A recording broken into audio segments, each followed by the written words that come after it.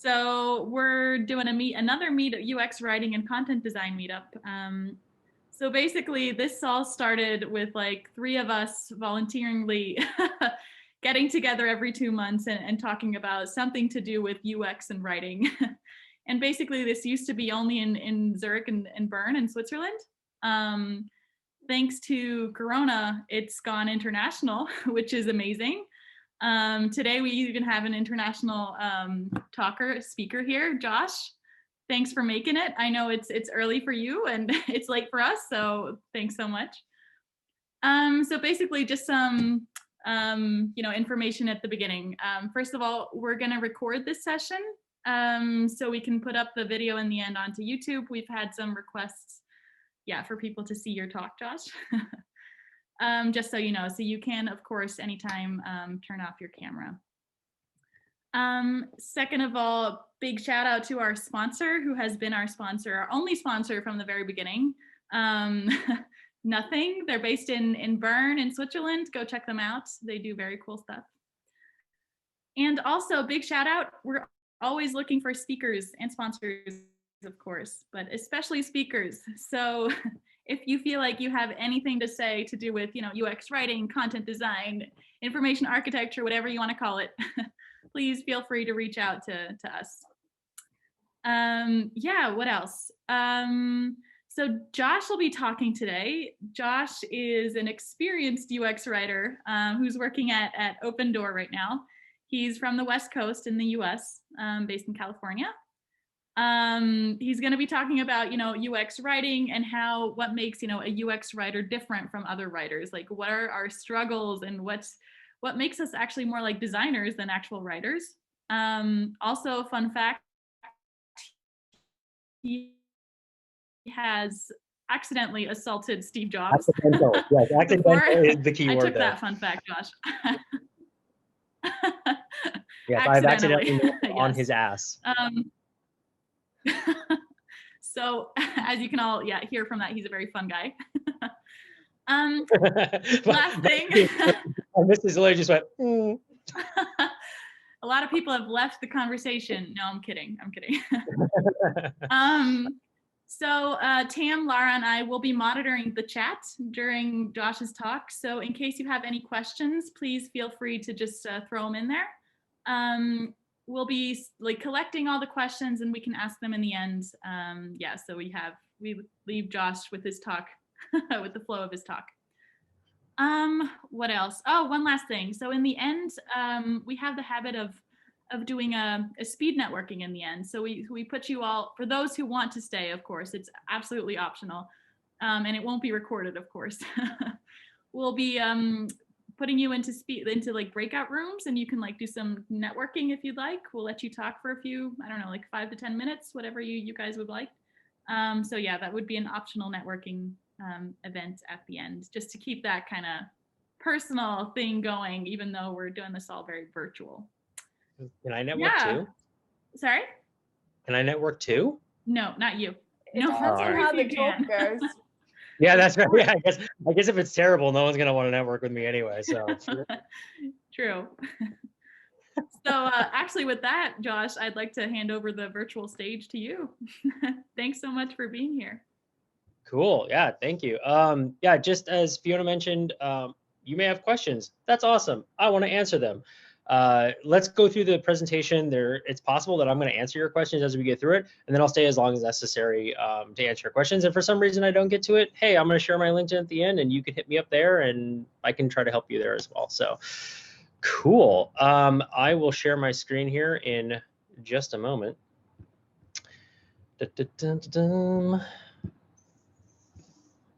And I'm going to hit play because that way you can see everything. I'll present, I guess, right? All right, can someone tell me if they can actually see this at a full screen? Looks good. Yes. Looks good. Awesome. Thank you, everyone. I appreciate you taking time. Some of you very late in the day. I'm astonished that you want to stay up to hear me say words. If you know who this is, welcome, nerds. If you don't, go watch Star Trek. It is very nerdy and amazing. Who the heck am I? Well, my name is Josh or Joshua. I don't care. I respond to both. And I have focused on content design or UX writing in a few places. Some you may have heard of, some you probably haven't heard of. And one of the things that I get asked a lot is, how did I actually get into this? Well, it's kind of by accident. You know, this industry, in terms of UX writing and content design, is very much in its infancy. And we're all still trying to kind of figure that out. And that could be a good thing or a bad thing. For me, I was working in Apple retail at the time. And I saw that the training that we were getting honestly kind of sucked. And I just started taking it on myself to want to figure out how to help people learn our products in different kinds of ways.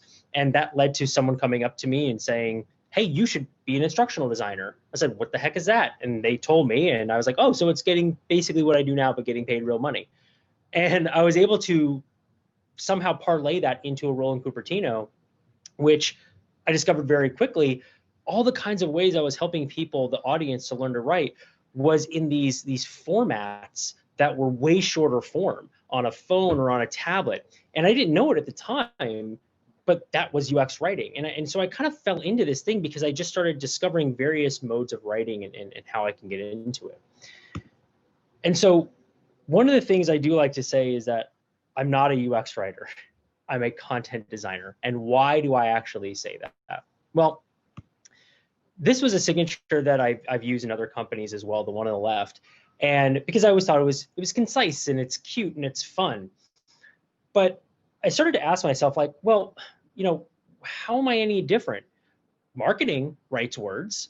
They write really like sexy ones that get you to do things.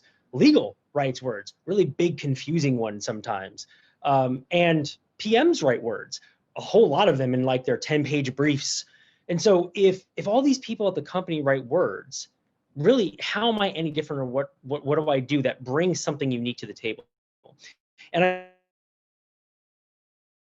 different roles. And it's not just about the fact that I write words. Certainly that's part of it, but I figure out where those words go and why and how to present them in order to help a customer get from point A to point B, or to accomplish a task that they want to do.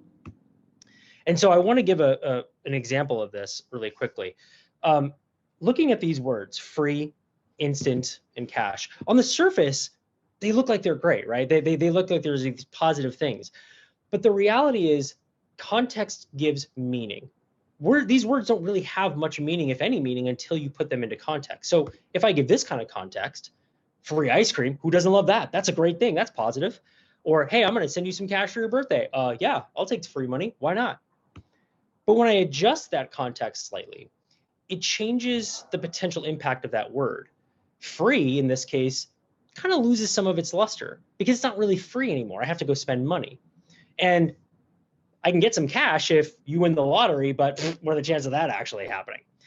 And if I adjust the context even more, now those words that looked positive could actually sort of give this idea of fear or concern, or about freedom, or about debt, or about the quickness of where I'm going to have to owe something. And so the context of those words matters so much. And it's not simply just about the actual words that go around it, but in how you actually present it as well. So I'll just kind of give this example really quickly. This is something that was actually on our site not that long ago. And on its surface, all of these seem okay.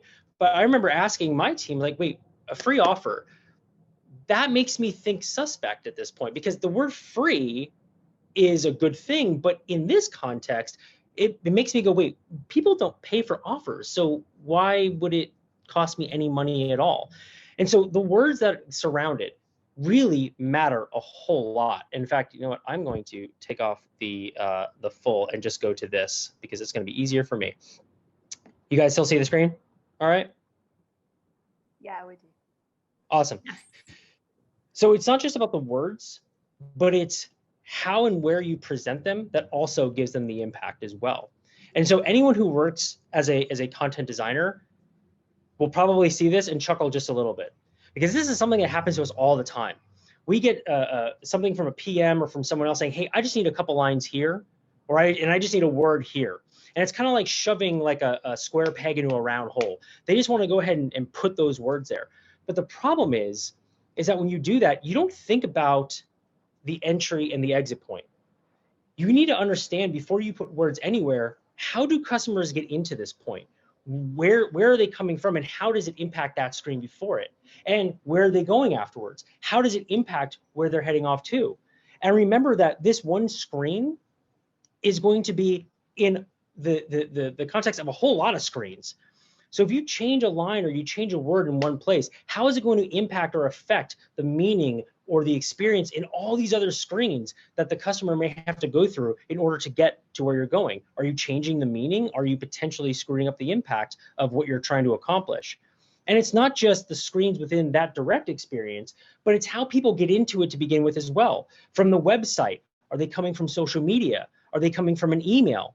And even the final exit point as well. Where is this going when they're done? Are they going back to a website? Are they going back to social media? Are they going back to an email? Are they going to something else altogether, like a help center?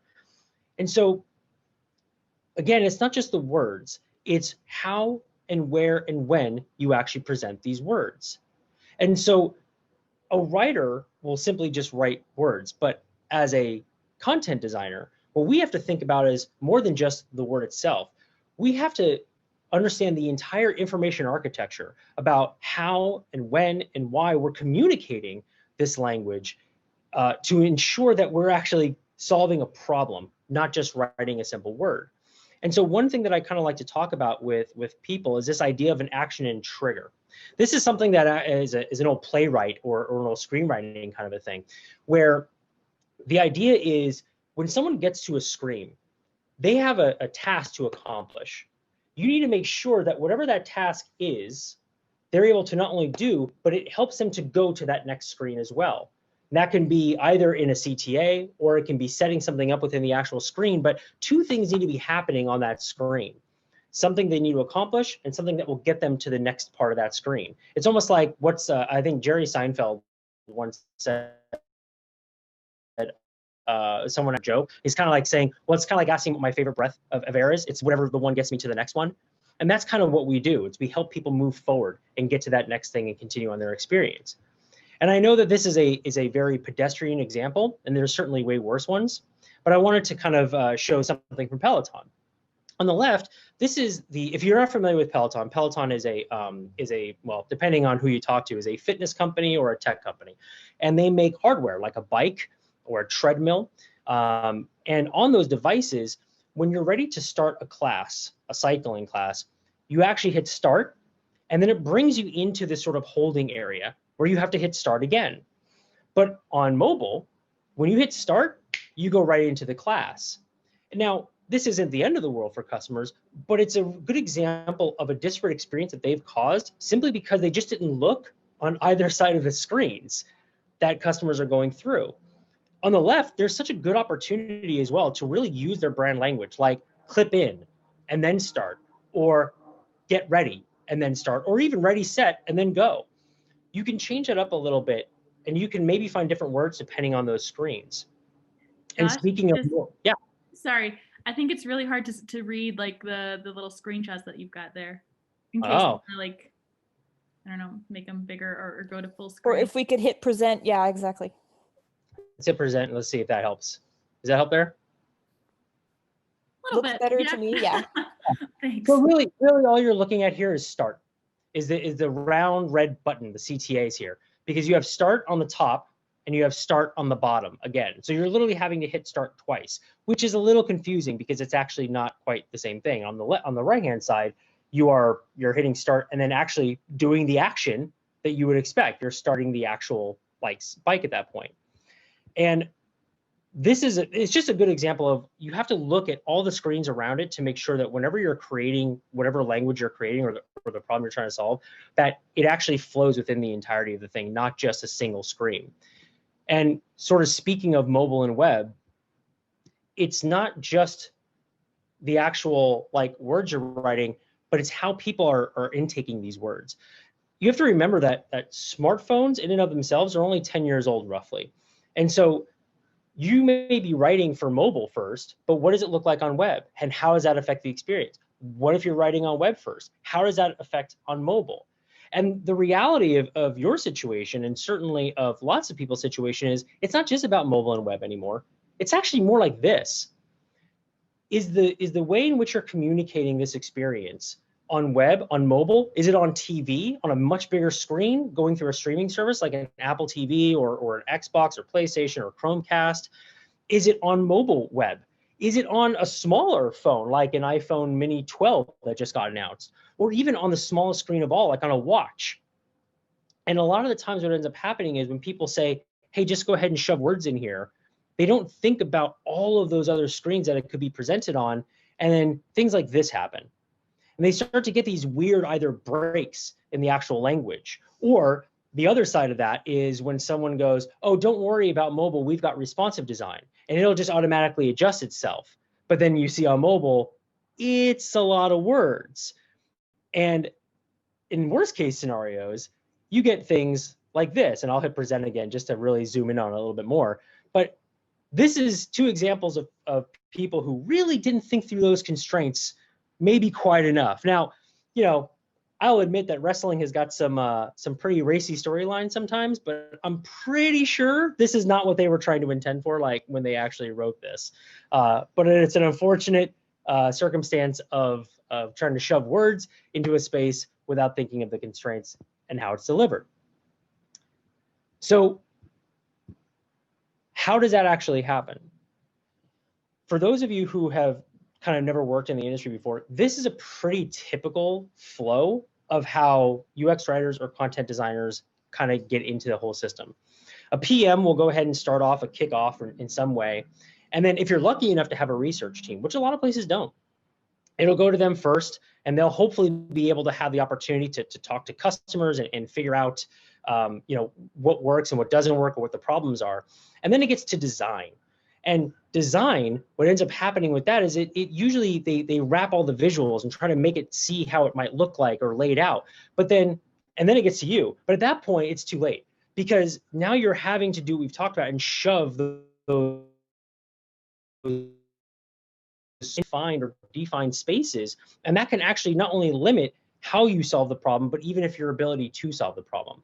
And then it gets to legal. And I know a lot of teams, especially in smaller companies, like to try to avoid legal at all costs. But I'll talk about in a second why they're actually like your best friend. And then it has to get to Eng. And hopefully it doesn't keep circling back to you. This is the process, however, that I always try to recommend to people. It's a content first flow. And if you look between the differences of these really quickly, one means that you are sort of near the end of the process, which is sort of funny because words are kind of the majority of the design. How people move through this and then move through your experience is based on the words that you are actually communicating to them. So the fact that you're at the end is almost a little crazy. So in this case, what I tend to recommend to people, and what I try to do where I work as well, is how can we all be in a kickoff meeting together with the PM who has the information, with marketing, with engineering, with legal, so we can all try to understand the problem together, and then we can all brainstorm at different directions. And then if, again, you have the ability to sit in with research, I highly, highly recommend it, because research is awesome at being able to listen to those words and give a download or sort of give a recap. But they're so busy doing other things that there's things that they do miss. For example, I love sitting in research meetings because I'm looking for two things. One, I'm listening for the actual words that customers are using over and over again, because chances are if they're using it, that's the words I should be using as well. They're going to tell me literally what I should be saying to them in order for them to understand this. But it's not just about what they say, it's about what they don't say. Those nonverbal cues, if you put a design in front of them and they go like this, you know that's not working. And a lot of those nonverbal cues actually get lost when research gives their feedback. And then it's up to you and design, because you are design. You're the design team. You're figuring out the words. And guess what? They know words too. You're working to figure out what the words are and the information that's actually getting presented and what that flow is. And then you're going to help to wrap the pretty visuals around it. And then you're going to work with legal to make sure that you understand what you can and can't say. And let me tell you, legal is, I know a lot of, like I said, a lot of people like to kind of avoid them. They are your best friend at any company. First of all, the stories they've got, it's worth alone just partnering with them, because they've seen and heard some stuff that will blow you away. But the great thing about legal is they're going to help you to understand all those things, the inner workings of stuff that you might not hear from anyone else. And you can then be their advocate as you work through this flow to get others to understand specifically why you should or should not say things. And so the more you can partner with them, and the more you can even do live working sessions with them, so you can understand what they're trying to say, they can understand what you're trying to accomplish, and you can actually solve the problem together in one fell swoop. I have actually found that this is a huge, huge benefit to getting through these flows. And then finally, get to know your engineers. There are going to be times where you have things that you didn't think about through the process, like an error message or an error state. And how can you work with engineering to come up with a solution? We had one at Intuit one time when we were trying to help people make invoices, where if it hit an error, it would just say, hey, something happened, try again, something happened, try again. And it stuck them in this infinite loop where they actually couldn't solve the problem. And so because we were working with engineering very closely, we were able to come up with a solution of saying, hey, something happened, hey, try again. And if it happened a second time, to go, oh, hey, why don't you just try one more time? Letting them know this wasn't going to be some weird infinite loop. And then if it happened a third time, to say, hey, you know what? Let's revisit this later, or let's try something else. And let's then get them out of that thing. Those flows are very different. The one on the left means that you're constantly reacting to things and you're putting out fires all the time. But if you can try to move toward the one on the right, you're going to be able to proactively solve problems. You're going to find what those things are. So if you think about what we talked about with shoving words into screens before, this happens a lot because of that left-hand side. I just need words here. And you're trying to have to react without actually understanding the problems you're trying to solve. If you can get more to that right-hand side, even a little bit, you will be able to do this role so much easier. And you're doing what you're actually hired to do, which is not just write words, but to design and help people understand how, why, and where that information gets delivered. And that all sounds great in theory, but how do you go from the one on the left to the one on the right? Well, this is certainly by no means going to be the end all be all of how you do it, but this is something that I have found helps me a lot when I start a new company or when I'm trying to shift that process idea. And the first is just meet everybody. There's this old sort of adage in Hollywood, I'm sure most of you have heard it, but like, it's all about who you know, but who's going to know you unless you make yourself known? Go get in front of them. Talk to your design team. Help them to understand the benefit you bring and why words matter. Go talk to legal. We've already talked about that. If you have a customer service team, make them some of your best friends. They are a gold mine of information because their job is to literally talk to customers every single day. They're going to be great at telling you what works and what doesn't work and what customers are confused about. If you've got a research team, if you've got a marketing team, understand what are the words that they're trying to write. And get to know your org leaders as well. They're going to be able to help you to understand the problems they're trying to solve at a higher level that you may not realize once you're already down into the process. Engineering, and of course, if you have an L&D team or learning and development instructional designers, they're the ones who are typically designing writing or things for internal audiences. And so if you can get your language externally as good as your language internally, it's going to make the world of difference for you. Get inside meetings. Be politely pushy and persistent. Look, I know no one likes meetings. Hell, I don't like meetings. But the only way, again, the people are going to get to know you is you get into those meetings and understand what's actually happening. Even if you don't want to contribute, be a fly on the wall. Listen.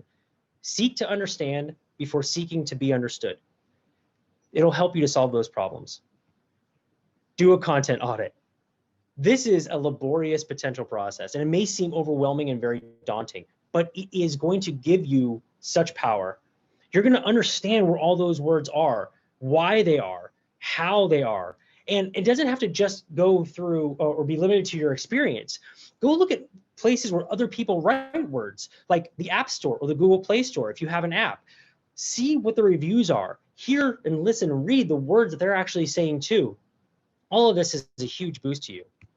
And of course, ask lots and lots of questions. There is nothing wrong. You should be asking questions. There's nothing wrong with asking questions. You're trying to understand why they chose to that direction. Going back to that free example, one of the questions I asked right away was, hey, why did we use that word here? And all I was told was, We think we tested it. Okay, great. What did you test it against? What was the outcome? And they actually weren't able to say. And so when I ask these kinds of questions, the good thing is I can figure out, A, was it purposeful? And if so, oh, I've learned the purpose. And if it wasn't, it's fair game. And so I don't feel as bad potentially trying to change it. But the more questions you ask, the more you'll understand. And if you just find that you're not being able to sort of move the needle on anything, take over a project. Find something at your company that you think that you can help with and just be the PM on it and run it. When I first joined Open Door, I noticed that the App Store for our app, the actual app on the App Store and Google Play Store, were woefully out of date, and they desperately needed an overhaul. But it wasn't as important as other things we had going on. And so even though I just kept saying it for months of like, we need to do this because it makes such a huge difference, it wasn't going anywhere. So I decided to just go ahead and say, screw it, I'm going to do it. And when I started that, we moved very quickly. And even though it's not perfect and it's still very much a work in progress, it got done within a couple of weeks, and it's night and day compared to what it was the last time. And what ended up happening is that affected how we actually help people get the app on our own website. Because instead of asking them to text a phone number, we were able to put the App Store badges on there and make it even easier for customers too. That's a lot of talking. I know I sort of kind of ranted for like almost 20 minutes straight. In the chat, I'm just kind of curious, does that make sense? Is all this sort of like clicking, or is something way off here? I'm just kind of curious because I can see the chat. I see at least a couple people. Okay, that's good. That makes sense. Okay, so you understand, hopefully, a little bit more of why we aren't just writers. That the words that we use, how, where, when we use them, that's all design. It matters. Content matters. And there's something else I always like to address when new designers kind of like to come on board. Hopefully, the great thing is if you can come out of this and feel like, yeah, you know what, I am a designer. I'm not just a writer. There's some great benefits to that, right? When people ask you what you do for a living, you can go, oh, I'm a designer. That sounds really cool. And it sounds like mysterious. Where if you say you're a writer, they're like, oh, what's the book you've written? You're like, book? What book? No. You want to use that word designer. Sounds cool. But because you're a designer, you are now subject to the loveliest thing of all, imposter syndrome. This idea that we're all frauds, because we kind of almost are in a way. I feel imposter syndrome constantly. If any of my team members are even on right now in the chat, they'll tell you right off the bat that at least once a week, every month, or one time a month, I feel like this is the week I'm getting fired. Oh, totally. I was like, I don't know what I'm doing. Or I'll write something and go, man, that was amazing. And then I'll come back the next day and go, who wrote that shit? Oh, I did. Oh, that's garbage. Well, we got to change that. We all feel it. If you feel like you don't belong or you don't know what you're doing, welcome to the club. You are not the only one. And in fact, it's not even just designers. This is Jerry Seinfeld. If anyone doesn't know who this is, he has arguably been part of the greatest show in television history. And this is literally what he said the second his show went off the air and he was talking about going back on tour again. At that time, even then, he was considered to have the greatest show in television history. And even he was like, what am I doing here? Is this even the right thing? I have no idea. If he can feel it, you can feel it. And so instead of seeing imposter syndrome as a negative thing, I want to help you to understand how it's actually a good thing. And one of my team members, Robbie, actually talked about this with me after the umpteenth time that I've told him I'm terrible at what I do. And he helped me to understand that someone who's blindly confident or arrogant never seeks to improve themselves because they think that they know everything. And believe me, I've worked with some people like that, especially at Apple. But if you second guess yourself and you have humility about your ability, you're constantly trying to think about what you do and if it's the right way to do it and how to do it, which means you're open to learning and growing. And so your self-doubt actually becomes a constant force of self-improvement. It's a great feeling. I said in the beginning that this is a very new sort of field that a lot of us don't really know kind of what we're doing. And that can be a good thing. It could be a terrible thing too, because I get a lot of people asking me all the time, hey, how do I break into this thing? I wish there was a single way of doing it. But the reality is, with the exception of a few people out there, like Sarah Richards from Content Design, or Roy West, or Tori Potomajeski, or Jen Schaefer. Most of us got into this role by accident. I know I did. Most of us are trying to figure this out on the fly. And I know that sounds maybe not like the thing you want to hear, because you want the easy path of understanding how to get there. But you can see this as an obstacle or an opportunity. And how you go ahead and move forward with that, how you perceive that, is how successful you're going to be in this kind of a role. If you've written words in the past, great. If you haven't, who gives a shit? Try to find how you can be helpful. Listen to people like me, or don't listen to anything I say. Listen to things that they say, take them all with a grain of salt too. We're all figuring this out. And then take all those little bits and figure out how it's going to work for you in your situation, for what you're trying to accomplish for your team in that moment. And know at any point, it can change. And as long as you're willing to be flexible and to learn, that's the best you could ever ask for this. So I wanted to leave time for questions. Normally I could expand this out even more. I didn't even blink. Yeah, I tend to be crazy. But I want to just leave time for questions, because I'm sure you're going to have questions about this. And if it's the stuff that we talked about, great, I can answer that too. I'm happy to help in any way I can. How was that for timing? Like 20 minutes? That's pretty fast, right? Perfect. Did someone actually say in the chat too that I pronounced Tori's last name properly? I would hope so. She'd kill me. Like, Well, Josh, I think I speak for everyone when I say, loud applaud, applauding loudly. I'm getting like some comments in the chat, like truly inspiring and impressive, and thank you. So true. I feel like a lot of people relate with what you've been saying. So cool. Yes. Yeah, what questions do you have as well? And I'm going to leave this up there too, so you can see it too. By the way, if just before I get to the questions, hit me up on LinkedIn. I'm always happy to help.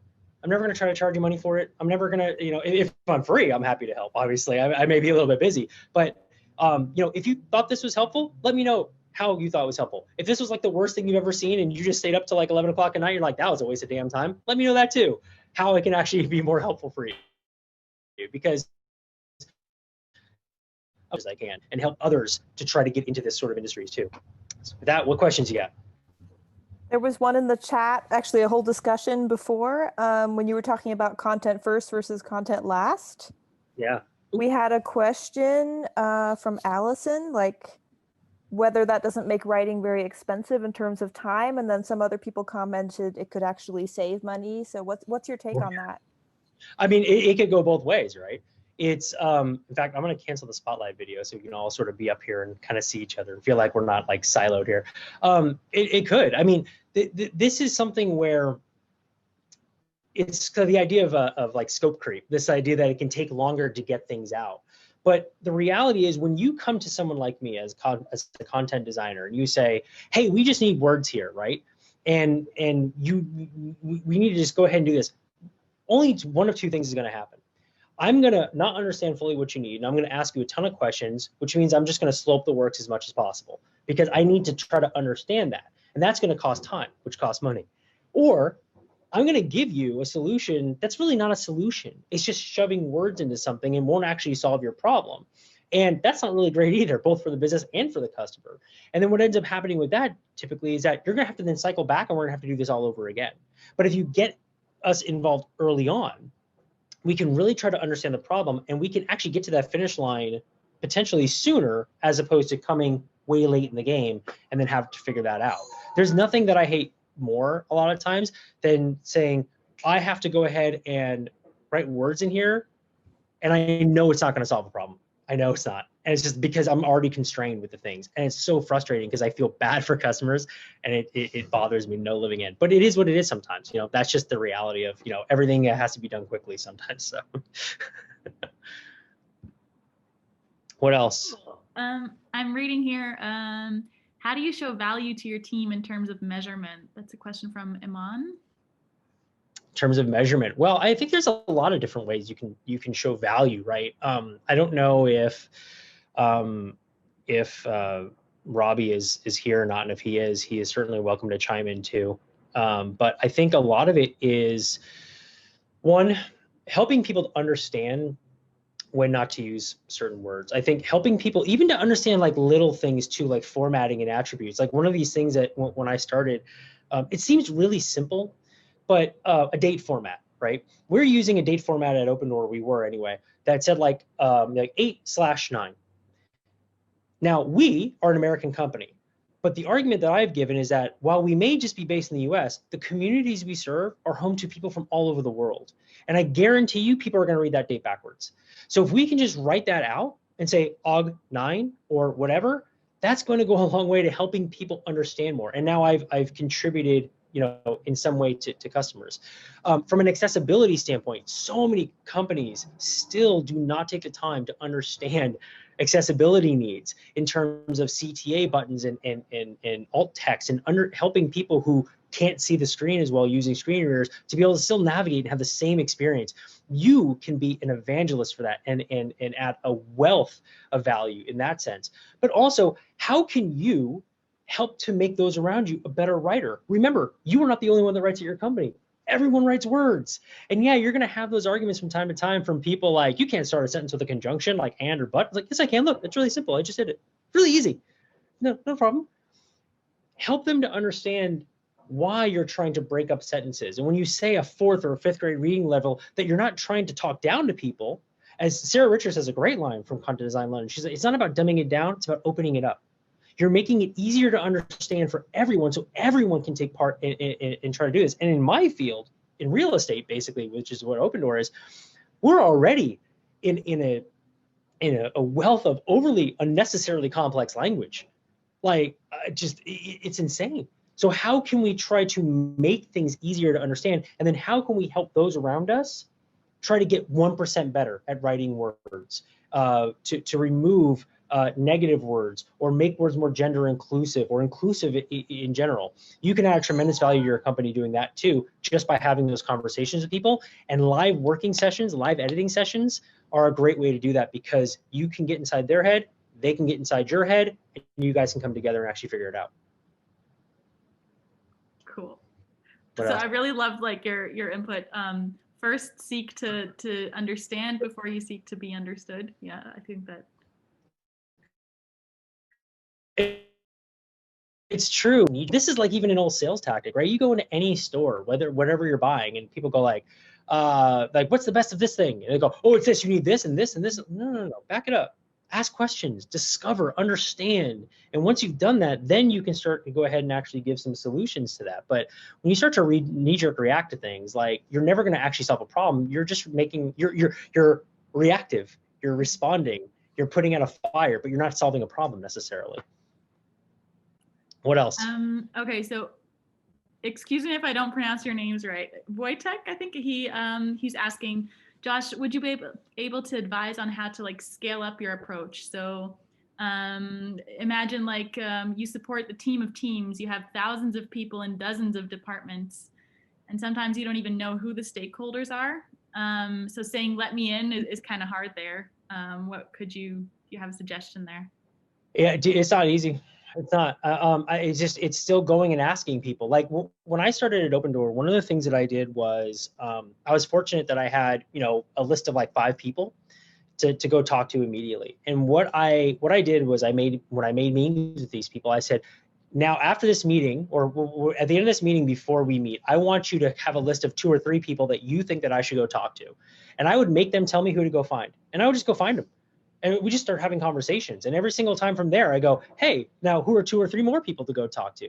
And the more you can get in with every single, team, the more they can make recommendations or they can suggest people to you. And that's how you start to just weave your way through the actual company, right? I mean, it sounds kind of crazy, but even at Apple, I did stuff like this where I got into meetings with executives, high executives, simply because I saw them in a hall or I found them in something. I said, hey, I have this interesting point I'd love to talk to you about. Do you have like 10 minutes sometime? And what? And then, or when I would meet people, what I like to do is I like to understand how language impacts their role. And then where I can help them with that based on what I do as a specialty, instead of just saying, here's what I do, figure it out, or anything like that. Hopefully that makes a little bit of sense, but I can expand on it later too if you want. I think I'm not getting, yeah. Oh yeah, Wojtek just commented, cool, so build your network of connections inside of the company. I feel like, yeah. Oh God, yeah. Came across. Go know everybody. Again, it's all about who you know, but who's gonna know you to make yourself known. Just go get say hi to people, even if you don't recognize them. And I know no one's walking down the hall right now, right? But like we have a one of the things that our the other team member I have, Robbie, right now, is that we've talked about doing is one of the things we would love to do is when we have new hires, we want to be part of their onboarding. We may never work with them. We may never see them again after this. But what we want to do is get into that onboarding so we can help them to understand that A, people like us, we exist and we can help you. B, we have content office hours. So even if we can't directly work on your thing like on a regular basis, you can take this time to actually come learn from us, or we can help you on a smaller project and then see you get to understand why you should work with us in this capacity and how that actually is going to benefit you and everyone around you. So take those opportunities where you can, even if it's setting up office hours or if it's just having a meeting and once a month and saying, I would love to teach anyone about like this, why it's okay to start with a conjunction, like why an Oxford comma is your best friend. Don't like lose the Oxford comma. What else? All right, we're getting like a lot of questions here, so I'm just gonna like pick out a few of them. I hope that's okay, and everybody else can reach out to you maybe on LinkedIn. So Tanya is asking, what made you move from a big tech company to a smaller one, and like what's the difference in the perception of UX there? Well, the perception of UX in all companies is still because I mean you have to remember, even here, right? Even in Silicon Valley, but I am bordered by Google, Apple, Netflix, Facebook, name it. And up until really, I mean, even still, they all have different names for this stuff. They all do. Apple was calling it a UI designer for a while. Then it went to a UX designer. Now they have UX writers. They never had that before. They had content designers, but that meant something completely different.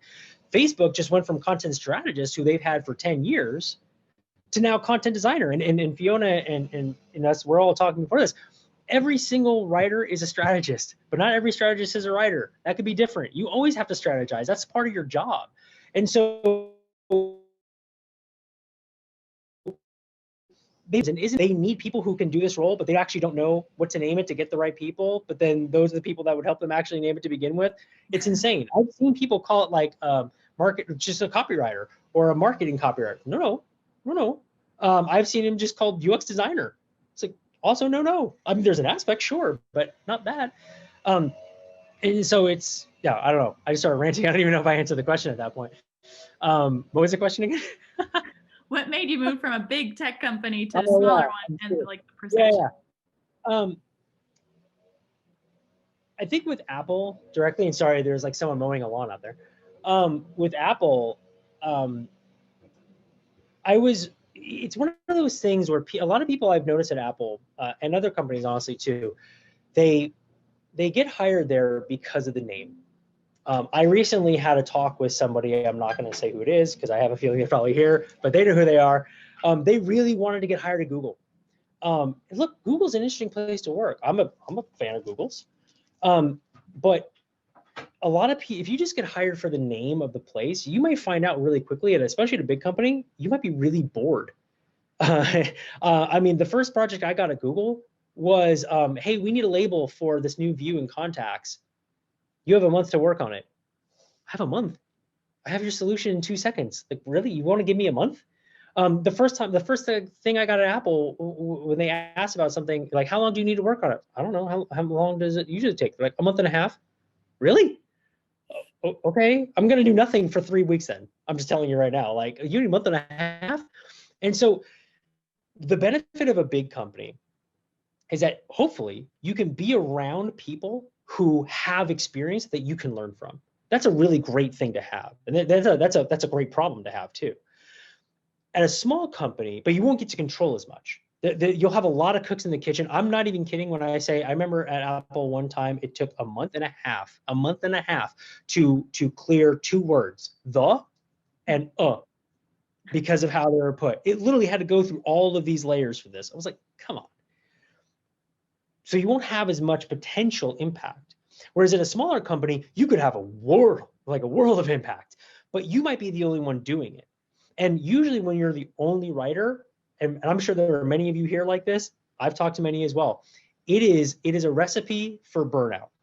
You cannot focus on the thing that you actually want to do because you're doing so much writing, and I don't care how talented you are, going from marketing writing to technical writing back to UX writing, that is very exhausting. It really is, because it's not just about writing the words. Editing down the words takes a lot of mental strain as well, and just figuring out how to get it down to 5 words sometimes and still make it clear. That's exhausting.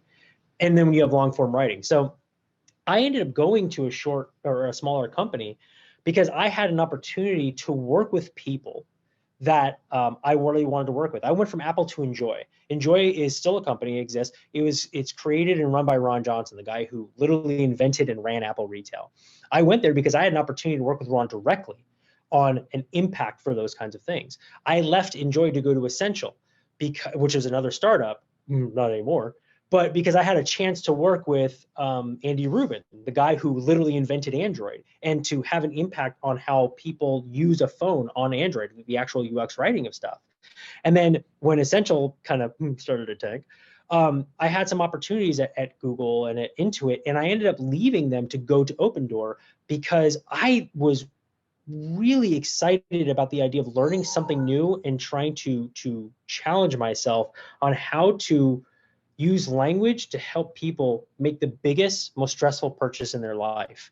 I thought that was super unique. Now, I'm fortunate that I've been able to show why content is such an important thing, and we've been able to start to build our content team because of that. And hopefully we continue to do that because it really is an important thing. So I tend to like to work at maybe smaller to mid-sized companies more than a big one, because I want to know that I can have impact, and I want to have the opportunity to help others around me as much as possible. And that's really hard to do at a big company. That's not to say you shouldn't go there. Big companies are great. It just depends on what you really want out of your journey. That was a very long ass answer for your question. I'm sorry. I like the conclusion though. Very nice conclusion. So Tam, Laura, interrupt me if I'm, I feel like this one question kind of triggered a lot of answers. So I'm going to ask this one. Why do we really want to call ourselves designers? I mean, we have to defend the work of a UX writer itself on a team and product design, but wanting to call ourselves, designers is kind of admitting that design is superior to writing. Design is what's writing. your take on that? Design is literally writing. You are designing where and how people get through the experience. The whole point of UX design, you have to remember, design isn't the end result. Design is the process of getting to the end result. And how someone gets to that is because of words. You can make something visual, but they're not going to know how to actually get through that. Not at all. One of the slides I skipped, hey, this is funny. Weren't we talking about this before? About I didn't have a good kind of segue into this, so I'm going to share this screen really quickly from Melissa Mapes. So if you look at this screen right here, if anyone out there can tell me how that a customer can navigate this and know exactly what's here, I would love to hear that argument. The most important part of design is words. It is. It's what gets people through the actual design. And so words and visuals together are critical to helping people get from point A to point B. And it's the design team that figures that out. You have to remember, it's not just about the words. It's not just about the visuals. It's about the interaction, how those two blend together, and how people go from here to here to here, all those different little points, and where that language pops up. As well as the idea of when to present that language. We had an instance for us where it was like, hey, we want to have a notification. And it was about when people get a loan accepted, or they get their offer accepted on a home, when they just wanted to know how things were going, and when they got an offer declined. And I was like, let's absolutely design a notification for those first two things. But that last one, that's not the right way to break bad news to somebody. It's not just about the words. It's about how and when people see those words and engage with those words. That could be a notification, a text message, an error state. How do you help people avoid the error by getting them to not have it to begin with. Tool tips, CTAs, all of that stuff is all part of the design, which means you are part of the design, which means you are a designer. And honestly, what I have found by saying the word that I'm a writer, because just by using that phrase, people think that I just write words. And so I want to help get their mind out of the fact that I don't just write words. Sure, that's part of what I do. It's a big part of what I do. But it's way, way more than that. And so if I can help them to understand that I'm a designer and that what I do is just as important, in fact, I would argue more so than just the visuals, then I am going to be part of the design team that gets invited as early as possible, as opposed to people thinking of me as an afterthought and trying to shove words into predefined spaces, which is only going to cause problems. So until everyone is on the same page of this idea of what a UX writer does, which ain't happening anytime soon, I would much rather people understand the benefit I have, because again, everyone at my company writes words, everyone. And so if I can't help them to understand how I'm different, then what's the point of me? I feel like we have a question that kind of that leads into that. Is it possible to like be trained on the job, or does it exist? Like, doesn't a training exist? How did you get into UX writing, basically? Yeah, I kind of mentioned it briefly. So there are classes you can take. I haven't taken any of these, so I mean, there might be people here who can speak to the UX Writer Collective and a few others. For me, I can remember the exact space. So I was, as an instructional designer at Apple, I was writing this long form content, and it was like these facilitator guides for people to be able to present for like 6, 7, 8 hours straight without a problem. So that one guy who said like I didn't blink, believe me, I could go for a long ass time without blinking at this point. But I realized that no one's reading all this. It has to be more digestible. It has to be more for in the moment and glanceable for what they're doing. And the audience I ended up starting to design for, I discovered that the information they need, the problems we were trying to solve for them was they need information on the sales floor. They need it in that moment because they can't leave the floor, and they need it to be glanceable. And so we started to take advantage of using an app. And I realized very quickly, oh, holy crap, like all this long form writing, that's not going to work anymore. It needs to be way, way shorter. How do I, the original design we came up with for this app that I helped to run was like 23 screens long. And even I was like, no one's getting to do this damn thing. And through iteration and feedback and understanding what words weren't necessary right now and where, we ended up getting it down to three. And words were a huge part of that. And so very quickly, that short form writing, what a challenge that was, and understanding how these flows of apps, I learned on the fly. Again, we are all very still new to this industry for the most part. We are all learning on the fly. Anyone who tells you they know exactly how to do this job is full of it. They are. We are all trying to figure it out. And so that's why I say take things that I say, if you want, take things that other people say and figure out all those little things that will work best for you. I guarantee you some of the things that I've talked about, they may not work at a huge company. Some things, I guarantee you, if you're coming from a big company and trying to get a job as a content designer at a startup, you're going to have a hard time if your timelines are like a month to 2 months trying to get a project done, because they need things done in like a week or two. And you just have to adapt in that sense. But yes, you can learn on the fly. And the best way to learn is to reach out to other people who work in the industry and just try to learn from them. Ask them questions. We are happy to help. And if they don't want to give you their time, screw them. They're not worth your time anyway. We are all happy to help as much as possible. Learn from us too. Cool. I guess, so we're getting a lot of positive responses, just so you know. This is so motivating and helpful. I'm reading, love all your long ass answers. It's true. I talk a lot. It's a good thing in this context. So maybe, I don't know, like maybe 2 more questions or so. I have one here. What does a day in your life look like typically? Work life? Yeah, typically. So it's funny that I usually I try to be online an hour or 2 before most people, because sometimes I just need to have headspace to write, and to figure out what the flows are. And when we talk about a design of something or trying to figure it out, I don't start just writing words. The first thing that I do is I start just making boxes and arrows of like what the flow could look like.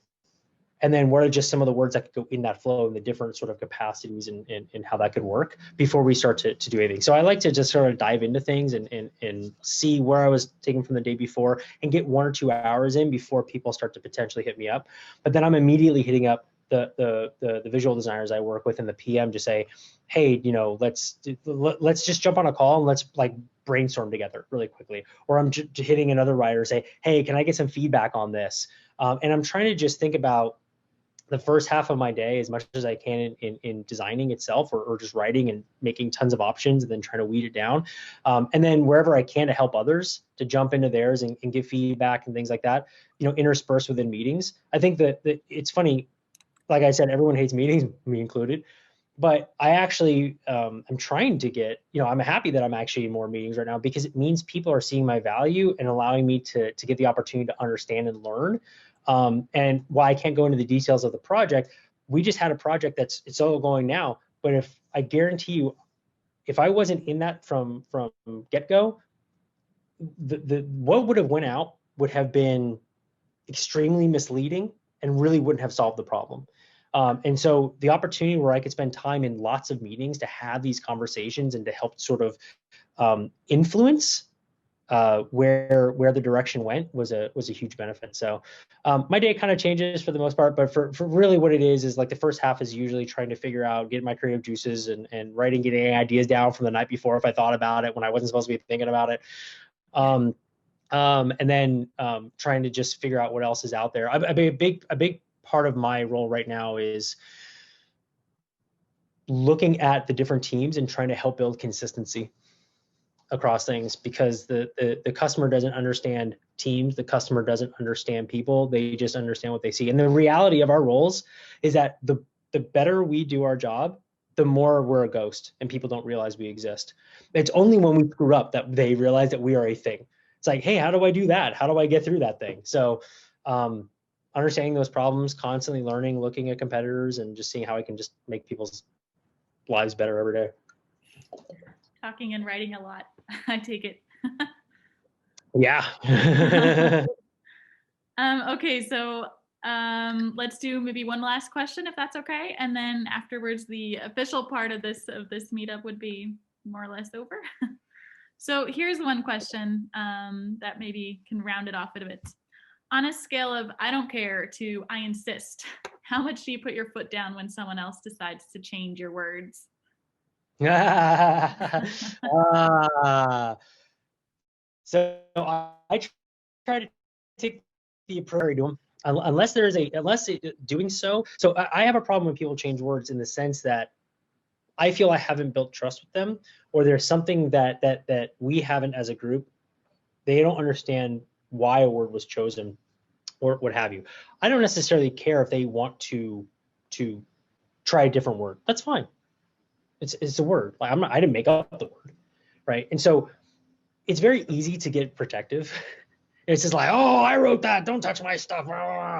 But I've run into visual designers like that too. It's like, who has a final say over this? We do. We are a team. That's why. That's who has the say. We all figure it out together. It's not about I. It's not about you. It's about we. So I want to hear their words, and let's figure them out together. Let's come up with a few options, and let's as the team kind of decide which direction we want to go. Or hey, even better, let's test a few of them and let the audience tell us, because at the end of the day, it's for them, not us, and they know better what they want to hear than we do. It's easy to get sucked into our own stuff, and so if you use a lot of internal language externally, it just confuses people. But there are times I will put my foot down.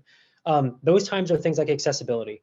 I will not stand, period, for not greenlining things or helping people to make sure that it is very clear for everyone to have the same experience. And that can be a fight sometimes, but it's the right thing to do, and it's a fight I think is worth having.